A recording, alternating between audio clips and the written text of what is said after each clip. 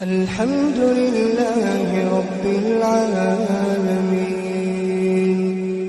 الرحمن الرحيم اعوذ باللہ من الشیطان الرجیم بسم اللہ الرحمن الرحیم قل اعوذ برب الفلق من شر ما خلق ومن شر غاسق اذا وقب ومن شر النفاثات في العقد ومن شر حاسد اذا حسد بسم اللہ الرحمن الرحیم قل اعوذ برب الناس ملک الناس الہ الناس من شر الوسواس الخناس الذي يوسوس في صدور الناس من الجنة والناس۔ شروع کرتا ہوں اللہ کے نام سے جو بڑا مہربان نہایت رحم کرنے والا ہے۔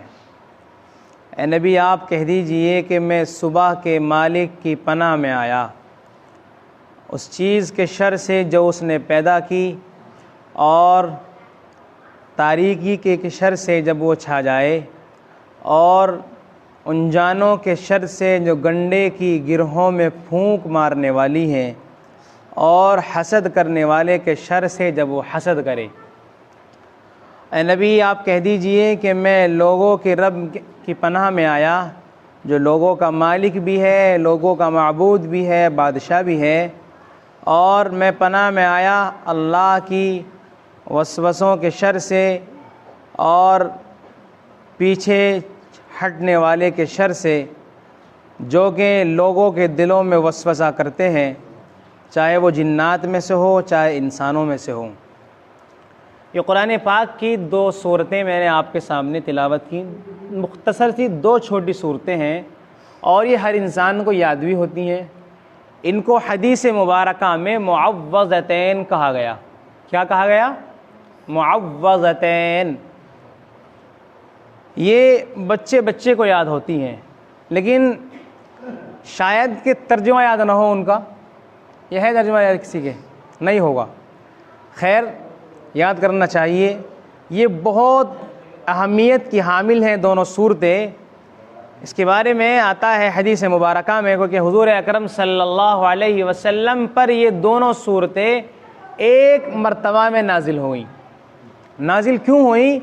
آپ علیہ السلام پر جادو کر دیا گیا۔ آپ پر، یعنی ہم سب کے نبی جناب محمد الرسول اللہ صلی اللہ علیہ وسلم پر جادو کر دیا گیا تھا، تو آپ کو پتہ ہی نہیں جادو ہو گیا یا کیا ہو گیا۔ اس کی پاداش میں کیا تھا؟ آپ کچھ نہ کچھ بھول جایا کرتے تھے کہ میں نے یہ کام کیا یا نہیں کیا۔ اب عائشہ بیان کرتی ہیں ایسا ہی کہ حضور اکرم صلی اللہ علیہ وسلم کو پتہ نہیں چلا کہ آپ نے یہ کام کر دیا یا نہیں کیا۔ آپ پریشان رہتے تھے۔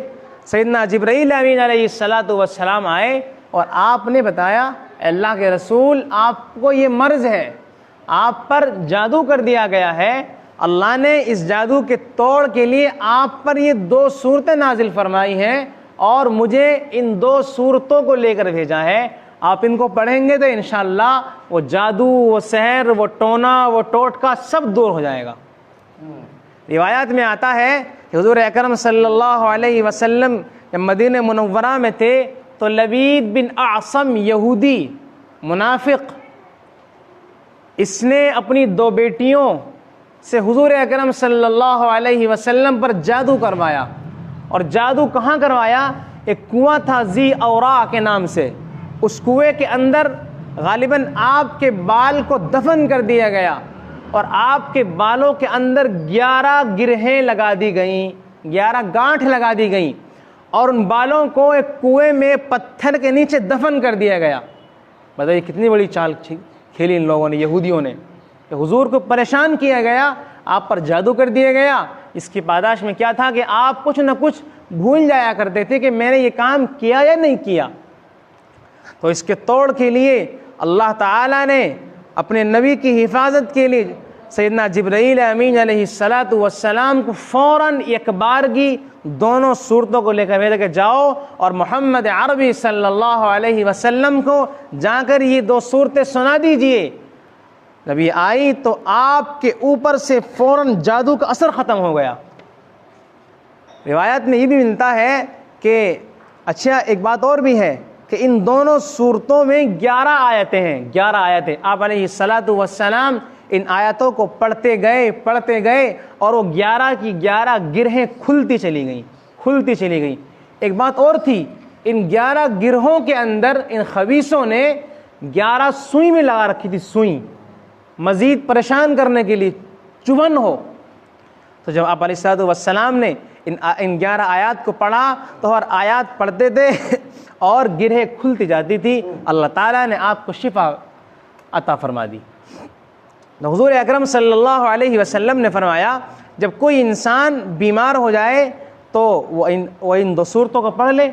آپ علیہ الصلوۃ والسلام نے یہاں تک فرمایا ہے کہ جو انسان صبح اور شام ان 2 صورتوں کو 3 مرتبہ پڑھے گا وہ ہر بیماری سے محفوظ رہے گا سوائے موت کے۔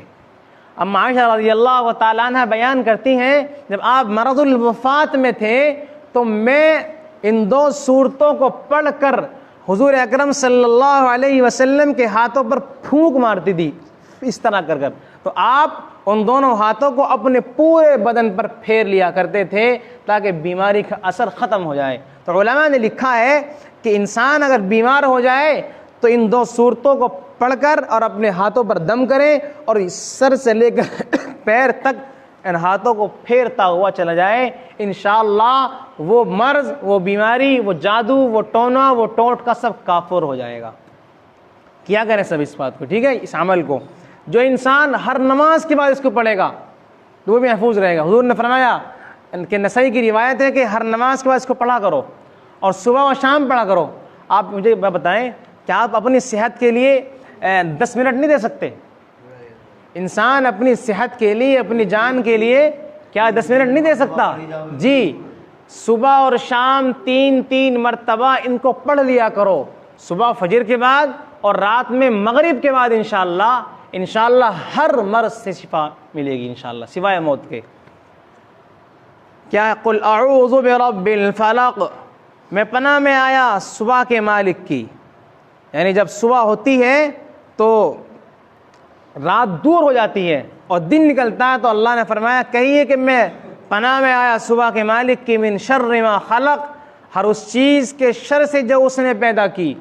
ہر چیز میں شر ہو سکتا ہے، تو حضور نے تو اللہ نے کیا بتایا کہ ہر چیز کے شر سے پناہ مانگو۔ ومن شر غاسق اذا وقب، اور تاریکی کے شر سے جب وہ چھا جائے۔ یہ کیوں کہا گیا، دن کیوں نہیں کہا گیا؟ اس لیے کہ جادو کا اثر زیادہ تر رات میں ہوتا ہے۔ آپ نے دیکھا ہوگا کہ جادو کرنے والوں کو کہ وہ رات میں اپنا عمل شروع کرتے ہیں۔ چور ڈاکو جب چوری کرتے ہیں، ڈاکہ ڈالتے ہیں، کوئی برا کام کرتے ہیں، سب رات میں ہوتا ہے۔ تو جتنے بھی برائی کے کام ہیں، فحاشی کے کام ہیں، یہ سب رات میں انجام دیے جاتے ہیں بعین ہی۔ اسی طرح جادو بھی رات میں زیادہ اثر کرتا ہے، اس لیے فرمایا وَمِن شَرِّ غَاسِقٍ اِذَا وَقَبَ، اور پناہ مانگیے رات کی تاریکی سے جب وہ چھا جائے۔ وَمِن شَرِّ النَّفَّاثَاتِ فِي الْعُقَدِ، اور ان جانوں کے شر سے جو گنڈے کی گرہوں میں پھونک مارتی ہیں۔ یعنی جب ان کوئی جادو کرتا ہے تو چاہے بال کے ذریعے ہو، چاہے تعویذ کے ذریعے ہو، چاہے رسی کے ذریعے ہو، چاہے کپڑے کے ذریعے ہو، تو وہ کپڑے میں، دھاگے میں گانٹھ مارتے ہیں اور پھونک مارتے ہیں۔ تو کیا فرمایا، اور پناہ میں آ جائیے اللہ کی، کن سے؟ گنڈوں کی گرہوں میں پھونک مارنے والی جانوں سے۔ بتایا گیا انسان کو وَمِن شَرِّ حَاسِدٍ اِذَا حَسَدَ، اور حسد کرنے والے کے شر سے جب وہ حسد کرے۔ حسد ایک ایسی چیز ہے جو انسان کو کھا جاتی ہے۔ حضور نے فرمایا کہ حسد انسان کی نیکیوں کو کس طرح کھاتا ہے، اس طرح کہ آگ لکڑی کو کھا جاتا ہے۔ حسد کرنا حرام ہے۔ کہتے ہیں کسے حسد، کہ کسی کی نیکی کو دیکھ کر یا کسی نعمت کو دیکھ کر جلنا کہ یار یہ نعمت اس پہ کیوں ہے، میرے پاس کیوں نہیں ہے، پیسہ اس پہ کیوں ہے، پیسہ میرے پاس کیوں نہیں ہے، بڑی بلڈنگ اس پہ کیوں ہے، میرے پاس کیوں نہیں ہے۔ یہ حسد ہے، جلنا۔ دل کے اندر جلنا کہ یار یہ اس پر سے ہٹ جائے اور میرے پاس آ جائے، یہ جلنا ہے۔ تو یہود جلتے تھے کہ بنی اسماعیل میں نبوت کس طرح آ گئی، یہ تو بنی اسرائیل کا حق ہے نبوت کا، نبی آنا تو بنی اسرائیل کی شان ہے، تو یہ نبوت بنو اسماعیل میں کیوں آ گئی؟ تو ان لوگوں نے جل کر حسد میں آ کر حضور اکرم صلی اللہ علیہ وسلم پر جادو کیا تھا۔ تو کیا فرمایا؟ وَمِن شَرِّ حَاسِدٍ اِذَا حَسَد، اور حسد کرنے والے کے شر سے جب وہ حسد کرے۔ یہ حرام ہے، اس سے بچنا چاہیے اور اللہ سے اس کا فضل مانگنا چاہیے، مانگنا اللہ سے چاہیے۔ اللہ کی حکمت ہے، چاہے وہ کسی کو دے چاہے وہ کسی کو نہ دے۔ آگے فرمایا دوسری صورت میں سورۃ ناس میں، آپ کہہ دیجئے کہ میں پناہ میں آیا لوگوں کے رب کی، جو لوگوں کا مالک ہے، لوگوں کا معبود ہے، اور میں پناہ مانگتا ہوں وسوسوں کے شر سے جو کہ پیچھے کو ہٹ جاتا ہے۔ شیطان کیا ہوتا ہے کہ شیطان حملہ کرتا ہے پیچھے کو ہوتا ہے۔ حضور اکرم صلی اللہ علیہ وسلم نے فرمایا کہ جب بچہ پیدا ہوتا ہے تو اس بچے پر شیطان کچوں کے لگاتا ہے، کچوں کے ٹھمکے لگاتا ہے، اور جب وہاں پر اللہ کا ذکر کیا جاتا ہے تو شیطان پیچھے کو ہٹ جاتا ہے۔ جب اللہ کا ذکر ختم ہو گیا تو شیطان پھر حملہ کرتا ہے۔ تو کیا ہے؟ خناس اس شیطان کو کہتے ہیں جو حملہ کرتا ہے اور پیچھے کو ہٹ جاتا ہے۔ تو کیا فرمایا کہ اس خناس، اس شیطان سے پناہ مانگیے جو بار بار حملہ کرتا ہے اور پیچھے کو ہٹ جاتا ہے۔ الذی یوسوس فی صدور الناس، اور پناہ مانگیے ان وسوسوں سے جو لوگوں کے دلوں میں آتے ہیں۔ شیطان کیا کرتا ہے؟ شیطان انسان کے دل میں برے برے خیالات ڈالتا ہے۔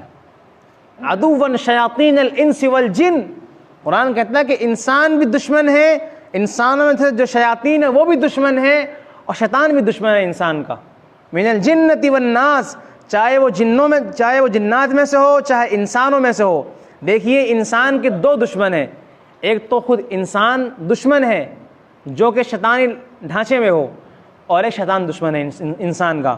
تو قرآن کریم نے یہاں پر بتا دیا کہ وہ انسان جو شیطان کا لبادہ اوڑے ہوئے ہوں اور شیطان انسان کی طرح رہتے ہوں، کھاتے پیتے ہوں، لیکن شیطان ہے دراصل وہ، کیونکہ وہ لوگوں پر حملہ کرتے ہیں اپنی زبانوں کے ذریعے سے، اور برے برے خیالات لوگوں کے دلوں میں پیدا کرتے ہیں کہ بھائی ایسا کر لے، ایسا کر لے، ایسا کر لے، حرام کما لے، یہ کر لے۔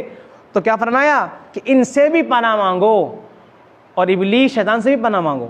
یہ بہت خطرناک چیز ہے واقعی، یہ انسان کو مرتے وقت تک نہیں چھوڑتا ہے۔ اللہ تعالی ہم سب کو شیاطین سے اور جو شیطان انسان نما ہے ان سب سے ہماری حفاظت فرمائے۔ اب دیکھیں کہ سورہ فاتحہ کے اندر کیا تھا کہ دعا مانگیے اور اللہ کی حمد بیان کیجیے اور اللہ سے سیدھے راستے کی دعا مانگیے۔ تو وہاں سے قرآن کریم شروع ہوا تھا، لیکن جب قرآن کریم مکمل ہو رہا ہے سورہ ناس پر، تو یہاں پر شیطان سے پناہ مانگنے کو کہا جا رہا ہے۔ کیوں؟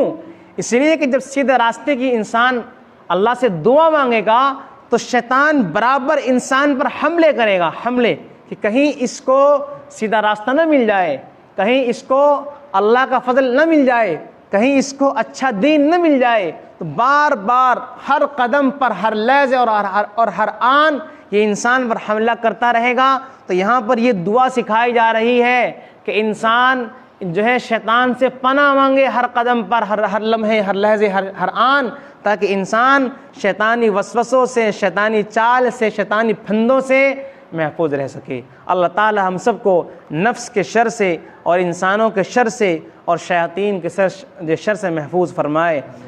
آخر دعوانا الحمدللہ رب العالمین۔ الذين